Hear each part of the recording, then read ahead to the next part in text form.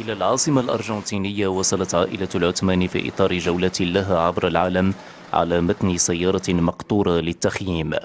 الجولة مدتها 5 سنوات، تزور خلالها الأسرة 80 دولة من دول القارات الخمس، وغايتها التعريف بالمغرب وتعزيز الحوار بين الحضارات والثقافات.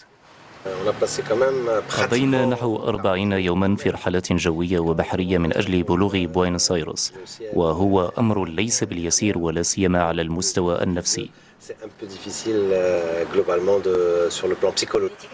توفير جميع شروط نجاح الرحلة تطلب من أسرة العثماني تجهيز المقطورة بكافة المعدات وقطع الأثاث التي توفر لهم طيب المقام وأجواء الدراسة للأطفال في انتظار التحاقهم بمقاعد الدرس. تعد ترتيبات الدراسة من أهم الإجراءات، فهي تستلزم من أطفال وحضور بصورة قوية، ولا ننسى أننا مطالبين في الوقت ذاته بتدبير علاقتنا والقيام بإجراءات إدارية ذات صلة بالمغرب والبحث عن عمل لتمويل رحلتنا.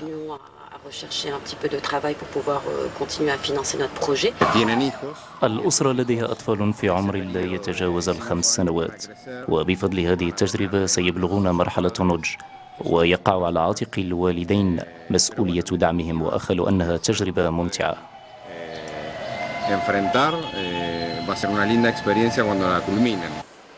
أول محطة في مقام أسرة العثماني بالأرجنتين كان مقر السفارة المغربية، حيث خصص لها استقبال خاص، وأكدت خلاله أنها تحمل رسالة تسامح وتحث بني البشر على التقارب، على اعتبار أن ما يوحدهم أكثر مما يفرقهم.